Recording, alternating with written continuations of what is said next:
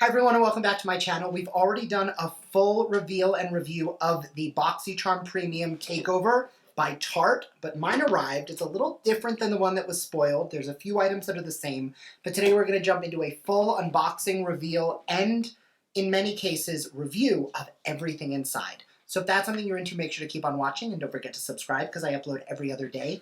That'll be the best way to stay up to date on all the fun stuff I'm posting. So if you want to jump into the Boxycharm X Tarte Premium Takeover box for the month of October, stay tuned.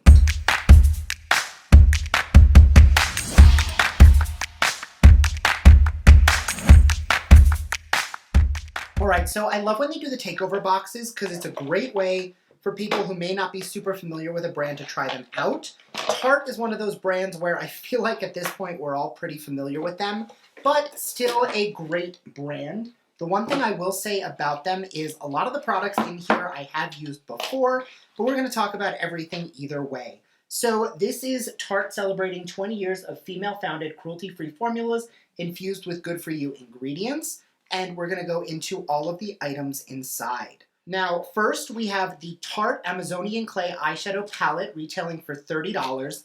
This is a Boxycharm exclusive. Now, it's not your normal Tarte packaging. It definitely feels a little bit cheaper, but looking inside, it does look just like your pretty standard Tarte formulas. I've used quite a bit of Tarte, and the one thing I will say about their eyeshadows, and I've said this before, is they are inconsistent. I have some palettes I've gotten from them that have been amazing, holy grail staples, fantastic, and I've had some where they're mediocre at best. I don't like the formula, I don't like it's patchy, it doesn't blend well, and everything in between. Now this is part of their Amazonian Clay series, which I do like more than their Rainforest of the Sea series, so I'm optimistic that this will be a pretty good formula. However, I do just want to say with the caveat is it really does depend. Again, I like the Amazonian Clay products more than I like the Rainforest of the Sea products, but it really comes down to personal preference. Next is a product that I've used a million times over, not a huge fan of. This is the Double Take Awake Micro Liquid Liner and Brightener, retailing for $25. Infused with the mineral pigments and clay for all-day wear, the Rich Black Liquid Liner and Creamy Matte Universal Neutral Eye Gel Liner in this 2-in-1 product combined to create bigger, brighter, more defined eyes. The Micro Felt Tip Liner hugs the curves of the lash line, applying pigment smoothly without skipping, while the Creamy Gel Eyeliner instantly brightens eyes for a full night's sleep. I don't love the Fake Awake. I feel like it's very yellow in color, and I don't love liquid liners. If I'm going to use a liner in like a nude color to try and, brighten the eyes, I don't want it to be quite as yellow as the Fake Awake. I want it to almost be either a true white or for something a little bit softer, maybe a little more on the peachy side. I feel like on my complexion, the yellow just makes my eyes look very bloodshot, so not for me. Next, this is the Maracuja Juicy Lip Balm, retailing for $21.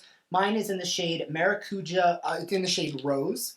Get the cushiony pout you've always dreamt of with this all-in-one vegan balm, gloss, color, and treatment, featuring 10+ antioxidants to smooth and nourish and cushion comfort complex to instantly pump and smooth the appearance of pesky lip lines.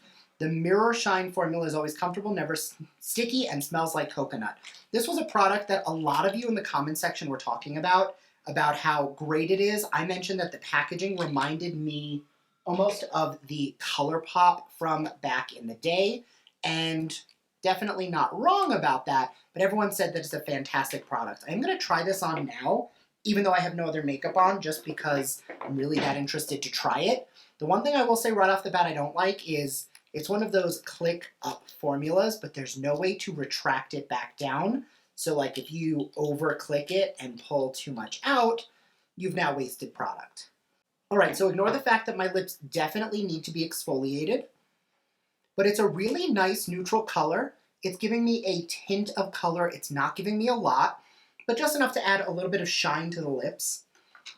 I feel like I would want to put this over a lip liner just to really give me that like color that I'm looking for. I feel like this with either the neutral lip definer from Beauty for Real or the Crush lip liner from Dominique Cosmetics, I feel like both of those would work really well under this formula. No tingle, feels very nice. I'm not getting any plumping. but it does really make the lips look nice and juicy, so I'm happy about that. The next product is the Drink of H2O Hydrating Boost Moisturizer, retailing for $39. I mentioned this in the other video. I don't love this moisturizer. It's a little too much of a gel texture for me. Again, I do live in Colorado, which is extremely dry. Now, when I lived in New York and things were a little bit more on the normal side, I would have liked something like this. And when I was in Florida, I probably would have loved it because it was so humid there. But, you know, since I've been here, not really something I love. Almost reminds me in texture to the Tatcha water cream, which, again, when I lived in New York, I loved it. Didn't love it as much in Florida and definitely can't use it here. Plus, with that one, they reformulated it a few years ago, so it does cause my skin to get very red and sensitive. But in general, definitely not a product I love, but I know many people who swear by it. I've gotten this in FabFitFuns several times, and I think in Ipsy or Boxycharm, but I can't remember which box. But I definitely received this a few times, and it's just not for me. Next, a product that I have tried so many times and still just can't get behind. It is the Lights Camera Lashes, and I have used the waterproof version Lights Camera Splashes. Retails for $24. The best-selling mascara is like a push-up bra for your lashes. It volumizes, lengthens, and curls for an instant eye lift while delivering 24-hour flake-free, smudge-proof wear. Plus, the vitamin-rich formula conditions with each coat while creating darker, more defined lashes. It is such a huge brush that it's just not something I enjoy. I am going to, as always, stick to my tiny little brushes because they just work better for me. I don't have anything against this mascara. Like, it's not one of those, I hate this, it's garbage, leave me alone. But it's one that every time I use it, I'm like, this is okay. And then I use the ones I love, and I'm like, oh yeah, that one is so much better. And the last item is the one that is actually very different than the spoiler box. Now, there was a cream blush you could have gotten, which I did not get. Instead, I got the Awake Sunshine Stick Illuminator, which retails for $25. Swipe on Sunshine with this Lit from Within glow in a stick. Vegan multitasking stick instantly brightens, blurs, and wakes up tired under eyes. Micronized pearls reflect to blur imperfections and create natural luminosity, while a cooling sensation reinvigorates the skin and helps to soothe and reduce the look of puffiness and dark circles. Now, let me just double check the ingredients, make sure we have no allergens in here because we don't want anybody to have an issue. We were so close to not having a product. This does have coconut in it. I love coconut in the lips. I love coconut in hair product. I love coconut as far as like an ingredient. Just not in skincare or makeup that goes on the skin. It congests my pores, and no matter how many times I try, always makes my skin get congested. So using it in this area, I will either end up with hives or milia or just straight up breakouts. So we're going to avoid that today because I just can't get along with coconut on my face. Just doesn't work for me, which I'm really upset about because this was quite promising. Now, I will say, just looking at the ingredients and the pearl in there, I think this could work really well for somebody, but it does seem to be more of an illuminator. So it's not something I would really want to use in the under eye. It looks to me like more of a natural stick highlighter, but that's just my 2 cents. Now, all in, this box had a retail value of $164, which the premium box is like a $40 a month subscription box. And when I look at the products in here, you know, I really only was able to guarantee like the lip product, which I still want to give another try. And I do think the eyeshadow palette, being the Amazonian clay, I'm optimistic I'm going to like it.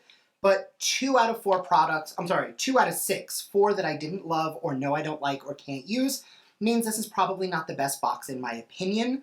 Additionally, I already posted my base unboxing for the month, and it was a less expensive box and had a higher retail value. So definitely base would be the better box to get this month.